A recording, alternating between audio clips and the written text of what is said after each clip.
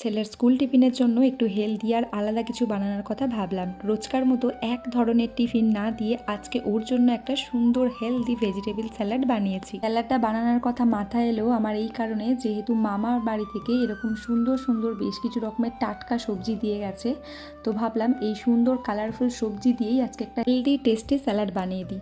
তো দেখুন, প্রথমেই এখানে বেশ কিছুটা গাজর, কিছু বিনস আর এই যে দেখেছেন ছোট ছোট ব্রকলিগুলো, এটা দেখতে এতটাই কিউট যে আমি দেখেই প্রথমে ভাবলাম এটা দিয়ে কোনো তেল মশলা হাবজি গাবজি কোনো রেসিপি বানাবো না, একেবারে কম তেল মশলায়, যাতে করে এই প্রত্যেকটা টাটকা সবজির গুণাগুণটা বজায় থাকে। আমি চাইছিলাম সবজির নিজের যে ন্যাচারাল স্বাদটা আছে সেটা যেন ঠিকভাবে থাকে। কালারফুল হলে বাচ্চাদের খাবার আকর্ষণটাও আরও বেশি হয়।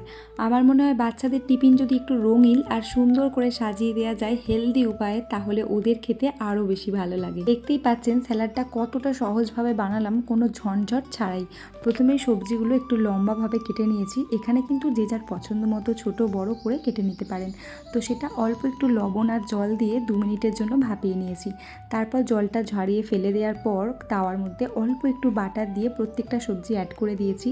জাস্ট হাই হিটে 2 মিনিটের জন্য একটু টস করে নিলেই আমাদের এরকম সুন্দর হেলদি স্যালাড রেডি হয়ে যাবে। ওপর থেকে অল্প একটু গোলমরিচ ছড়িয়ে দিয়েছিলাম আর দিয়েছিলাম 4টে সিজনাল ফল। এই কুলগুলো খেতে কিন্তু আজকাল ছেলে ভীষণ ভালোবাসছে। এরকম রেসিপি দেখার জন্য চ্যানেলটি সাবস্ক্রাইব করে আমার পাশে থাকবেন। ধন্যবাদ।